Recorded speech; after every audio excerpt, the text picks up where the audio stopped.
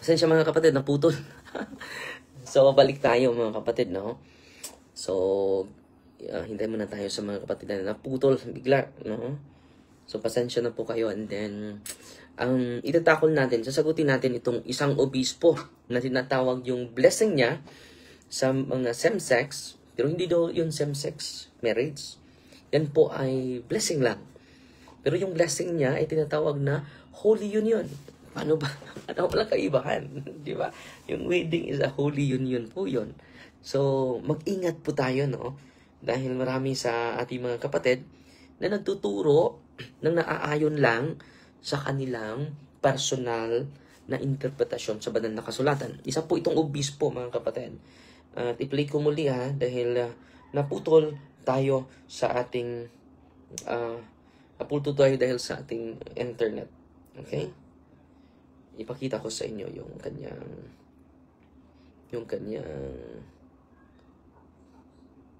ito po. Your life. God bless you po. I-replay natin sasagutin lang natin. The union is not a wedding. It is a blessing. It is an invitation for God to work into their lives. Gusto ko lang pong linawin kung bakit holy union ang ginagawa natin sa Catholic Universalist Church at hindi same-sex marriage. Pag sinabi kasing blessing, hindi ibig sabihin niya na binigyan kayo niya dahil perpekto na kayo dahil wala kayong kasalanan. Ang ibig pong sabihin nito is that gusto nating gabayan tayo ng Diyos at pinapapasok po natin yung Diyos sa mga buhay natin. Sabi nga ni Jesus, di ba? God makes the sunshine on the good and the bad. Ibig sabihin po, ang blessing ay galing sa kabutihan ng Diyos. At hindi dahil sa perfection natin, hindi dahil wala tayong kasalanan, hindi.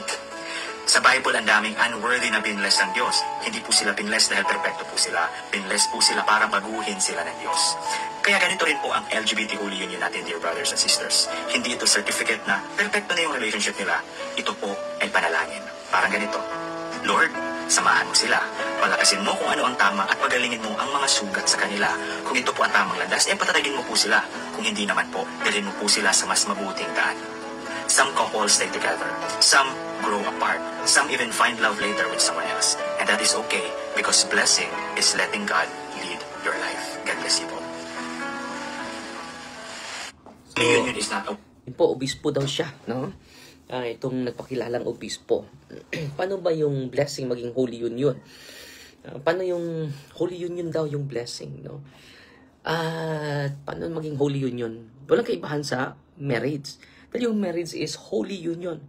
Paano ba maging holy yung union nila?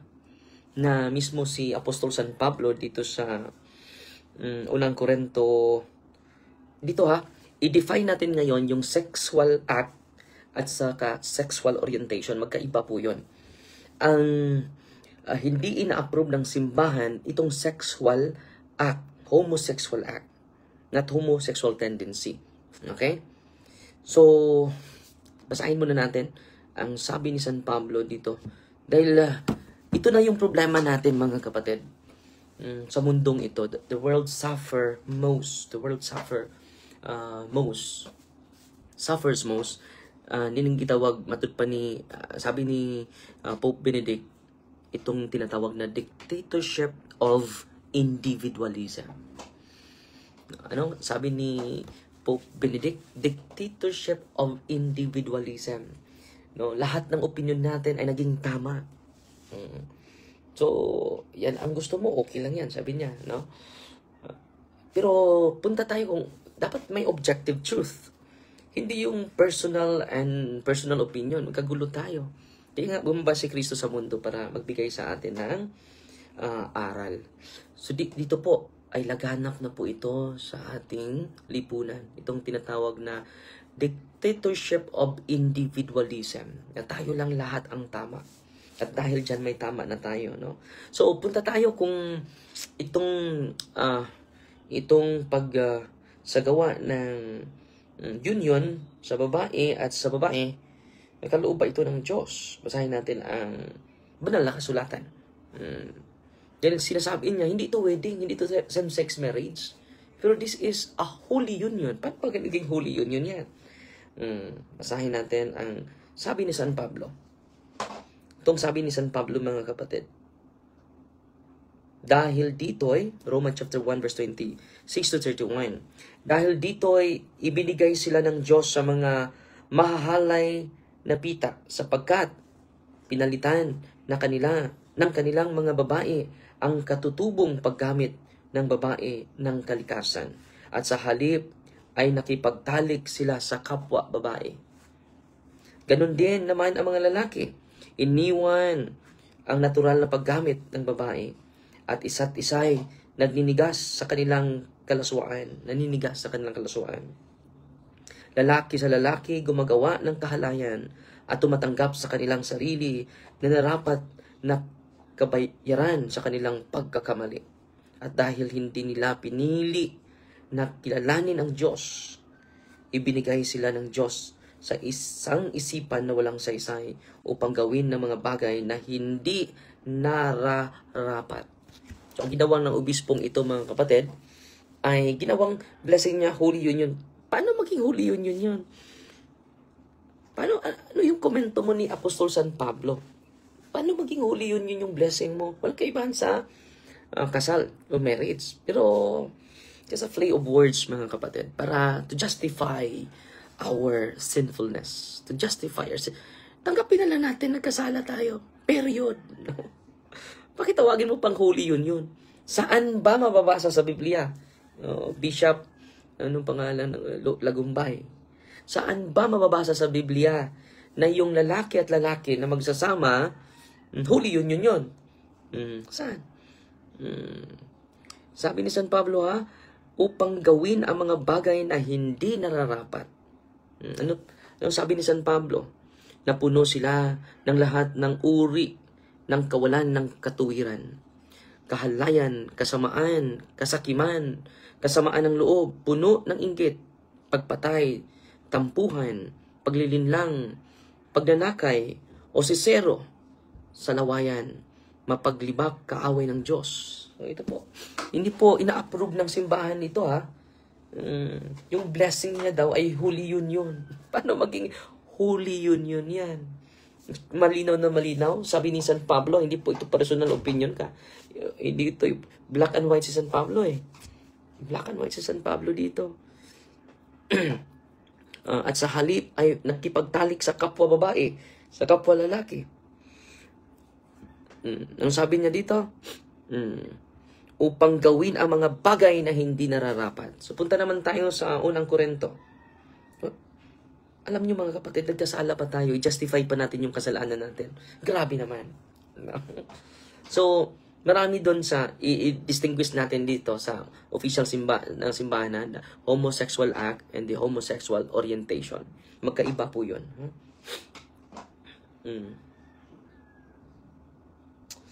Size 9. Basahin natin mga kapatid. So, parang itong dictatorship of individualism, mga kapatid. Parang subjective na lahat. Anong tama sa'yo, tama yan sa'yo. Hindi yan matatanggap. Dahil kung subjective truth lang tayo, ano mangyari sa mundo? Kung sasabihin ko na 1 plus 1, walang objective truth, walang objective answer at dito tayo sa mathematical certainty. Kung sasabihin ko sa inyo na 1 plus 1, para sa akin 2, para sa iyo 11, pwede ba yon? Hindi.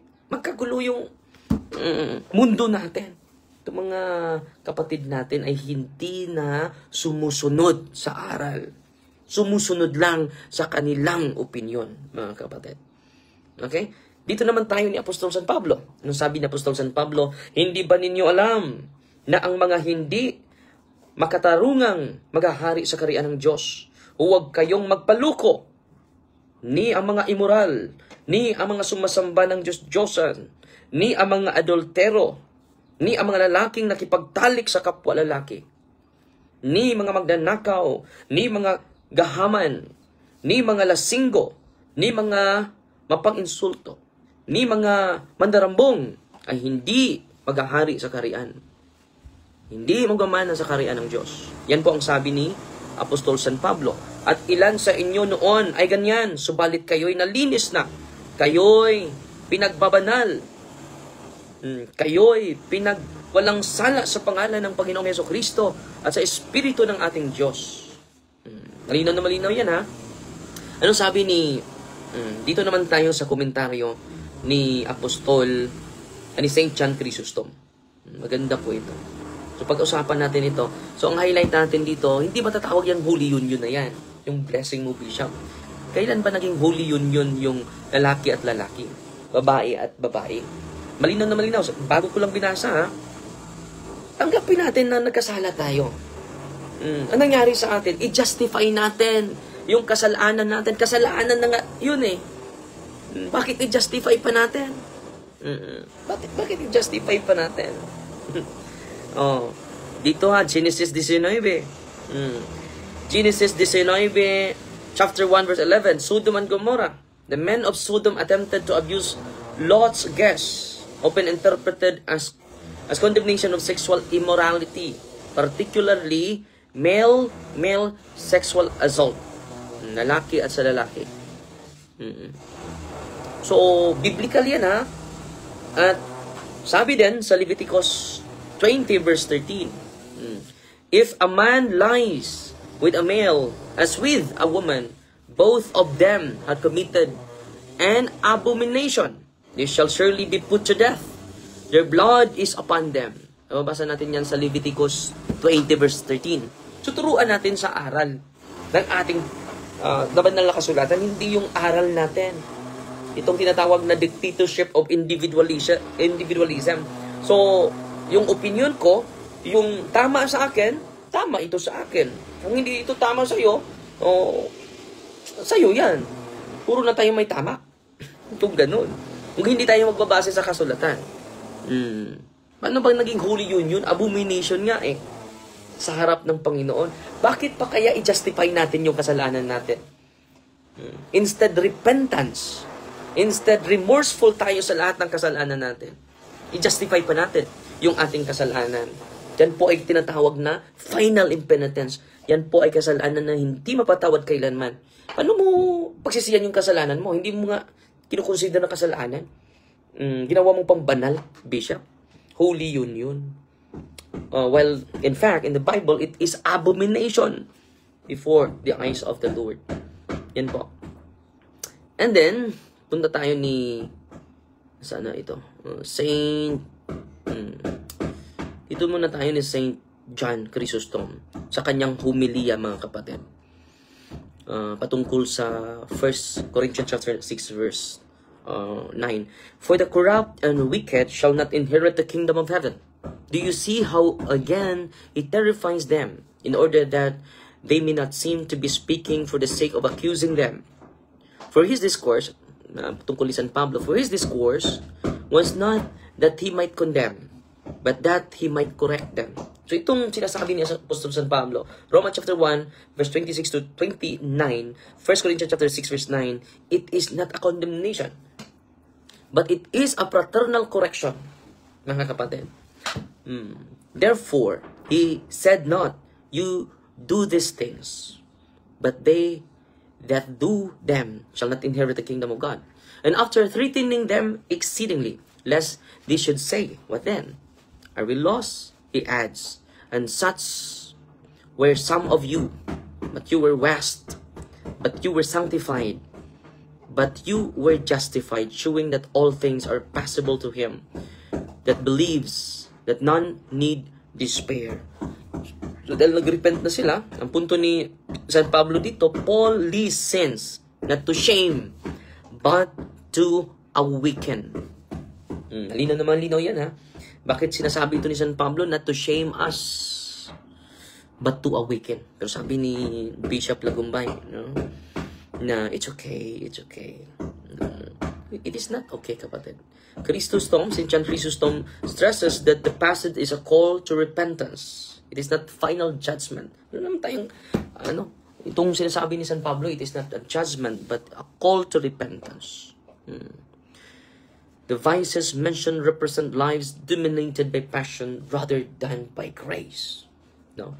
So, itong mga kasalanan natin ay we are dominated by passion, not by grace. Dapat tayong lahat ay ini-invite ni San Pablo that we will be dominated by grace, not by passion. He highlights that Paul immediately follows this list with such were some of you, but you were washed, showing that conversion is possible for everyone. The verse shows that the kingdom cannot coexist with unrepented habits that destroy the soul. Paano maging Holy Union yan, kapatid, na it destroy the soul? Sabi niya, hindi ito same-sex marriage, hindi din ito wedding. Pero Holy Union. May kabihan ba sa wedding sa Holy Union? Yan po ang katotohanan, mga kapatid. So ngayon, dito naman tayo sa distinction sa ating simbahan, mga kapatid, about sa orientation and sexual act. Ang simbahan, mga kapatid, ang ganda ng sinabi ng simbahan dito sa CCC 2357. Pag-aralan natin. The vocation to chastity and homosexuality.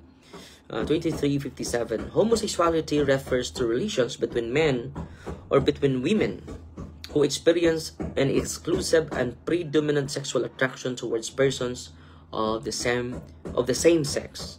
It has taken a great variety of forms through the centuries, and in different cultures, the psychological genesis remains largely unexplained, basing itself on scripture, which present homosexual acts as acts of grave depravity.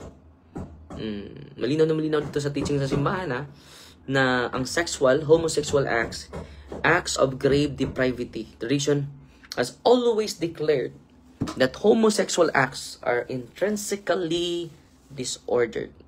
They are contrary to the natural law. They close the sexual act to the gift of life. So malinaw, ano mangyari kung nadami na tayo? Lalaki at lalaki. Babae at babae. Kung dadami na ang ganito, yung homosexual act. Ang tanong, ma-multiply pa ba? Dadami pa ba tayo? Hindi.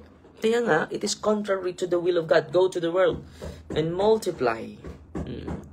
Opposite talaga yung kaaway ng ating simbahan. Opposite talaga. At hindi na natin i-justify. Pakiusap po, kahit yung kasalanan natin, tanggapin natin na ito ay kasalanan. Intrinsically disordered. They are contrary to the natural law. They close the sexual act to gift of life. Paano tayo dadami nito? They close the sexual act to the gift of life. Paano yan? Lalaki at lalaki. Dadami ba tayo? Ilagay ninyo ito sa isipan natin. Kung lalaki at lalaki, dadami pa ba tayo? Kung lalaki at lalaki, ikaw, makreate ka ba? Ngayon, hindi.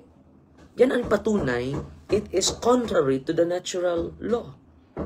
Isipin nyo ito, kung lalaki at lalaki, ikaw mismo na gusto mo yung lalaki at lalaki.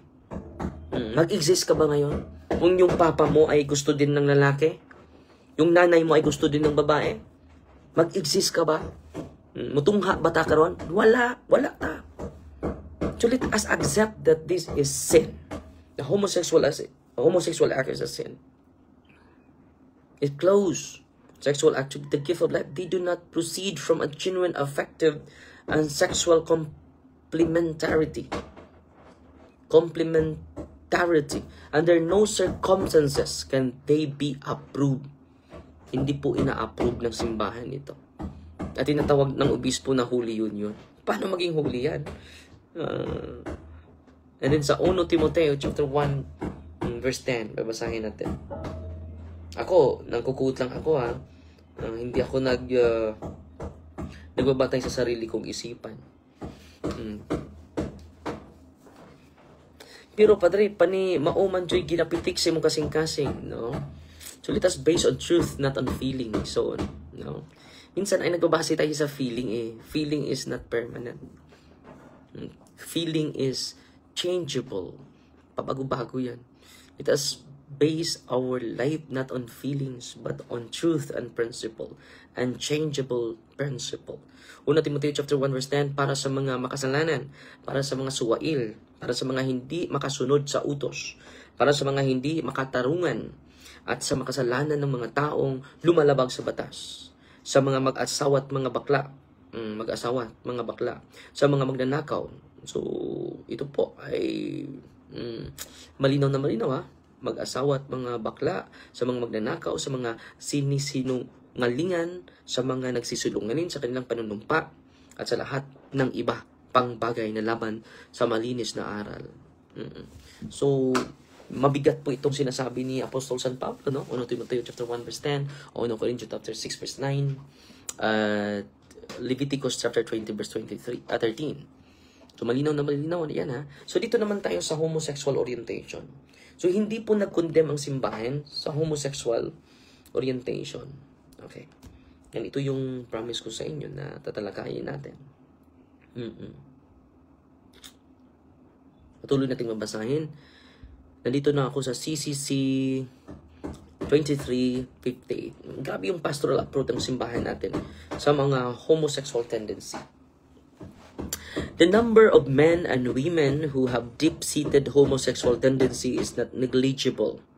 This inclination, which is objectively disordered, constitutes for most of them a trial. They must be accepted with respect, compassion, and sensitivity. Every sign of unjust discrimination in their regard should be avoided. So dito mga kapatid, anong gusto ng simbahan? Sasamahan natin. Kaya nga si Pope Francis ay sinasamahan niya. At yung mga, nandyan yan sa nandyan yan sa Catechism of the Catholic Church.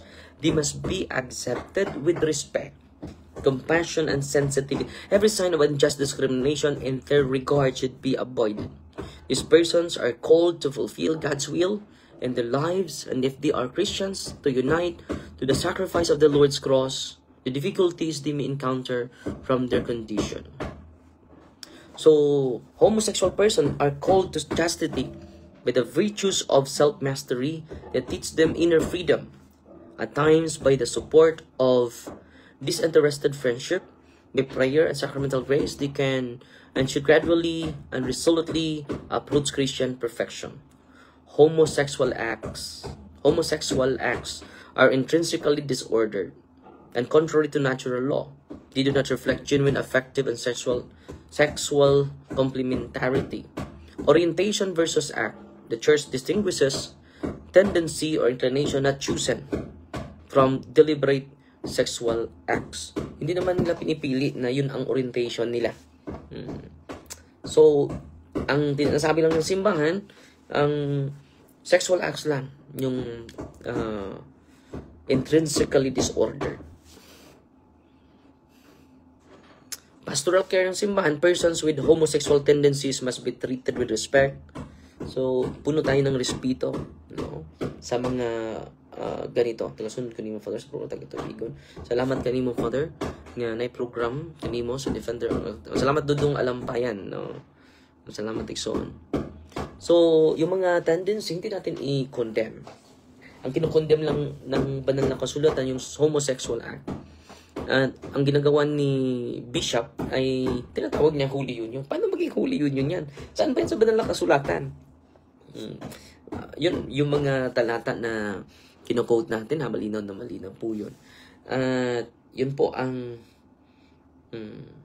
yung orientation nila, hindi naman yun deliberate. Pero kung magbunga na sa sexual act, yun na po yung kasalanan. Okay? At sana po ay nakapagbigay tayo ng kaunting enlightenment sa inyong lahat, mga kapatid. Pag-ibig at kapayapaan ni Kristo ay lagi maghari sa puso at isipan natin. So, greeting lang tayo ni Brother Luis. Kita tayo, Brother Luis, this coming February, no? Kasama tayo, ha? At meron tayong pilgrimage sa Divine Mercy this coming February. Divine Mercy and sa Santo Niño de Praga. Kasama natin ang Taguhoy Travel Agency this coming February. So, pinupost ko na po yun, no? So, mayong hapon, Father, watching from Lubok, si Nance Esquelio. So, yun po, mga kapatid, mag-ingat po tayo, ha? Sa mga grupo, itong tinatabag ni Pope Francis, Pope Benedict na dictatorship.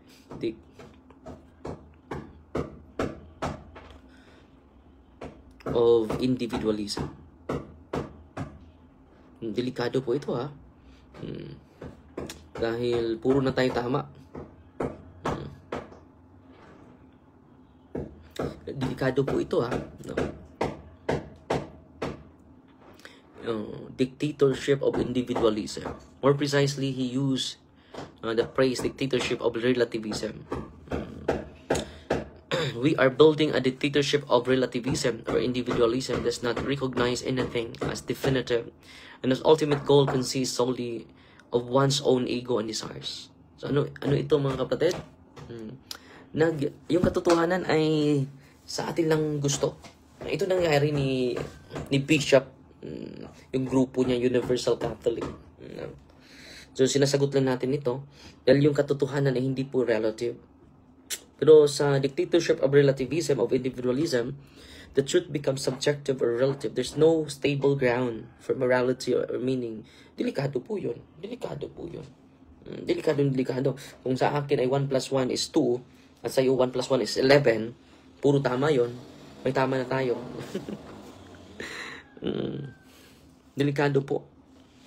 So, in that context, things like marriage, moral norms, human dignity, social justice, laws, their firm foundation, wala na po tayong firm foundation, they become negotiable or disposable. Delikado, no? The ego and desire become ultimate standard. So, nangyari sa kanila, yung ego nila at yung desire nila become the ultimate standard. Yun talaga yung feeling ko Instead of being guided by God, reason, or objective moral law, people begin to live what feels good, what satisfies their desire and self-interest. Ito nangyari sa kanila. This leads to individualism, isolation, and fragmentation rather than community, solidarity, and truth. So, mangyari sa atin, this leads to individualism. So, isolation, fragmentation, rather than to establish a strong community, solidarity and truth. Ano mangyari dito? Ano yung social consequences? Pope Benedict urged, this relativism undermines true humanism. Humanity become reduced to subjective self-interest rather than persons rooted in truth, dignity, and transcendence. Communities, families, societies risk disintegration because shared values are lost, replaced by whatever works for me. Basta nag-work ito sa akin, okay lang. Para sa'yo, okay lang din. Iaho-aho tani. Dictatorship of relativism or dictatorship of individualism. So yan po ang sagot natin. Komento natin. Nilagpadala sa atin. Ginagawa ko lang ng video para